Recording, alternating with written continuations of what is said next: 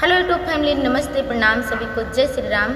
कैसे हो आप सभी? उम्मीद करते हैं कि आप लोग स्वस्थ होंगे, मस्त होंगे, अपने कार्य में व्यस्त होंगे।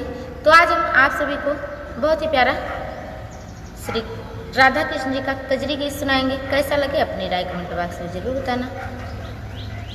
कि हरे राम दगा की हो बनवारी, कहे ब्रिज नारी रे हारी। कि हरे राम दगा की हो बनवारी, कहे ब्रिज नारी रे हारी।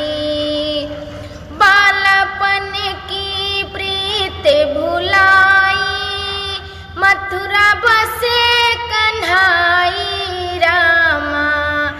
बालपन की प्रीत भुलाई, मथुरा बसे कन्हाई रामा। की हरे राम दिल में ना दर्द बिचारी, कहे ब्रिज नारी रे हारी। की हरे राम दिल में ना दर्द बिचारी, कहे ब्रिज नारी रे हारी।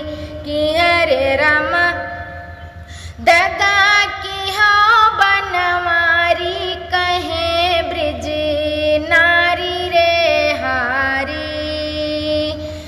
दूध दही हाथों से खिला कर, सेवा कीन्हा हर साई रामा। दूध दही हाथों से खिला कर, सेवा किन हर सा कर रामा। की अरे राम श्याम निठुर पन धारी, कहे ब्रिज नारी रे हारी। की हरे राम श्याम निठुर पन धारी, कहे ब्रिज नारी रे हारी।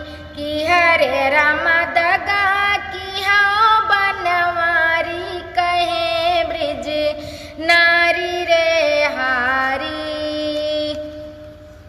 कुब्जा भैली सवती हम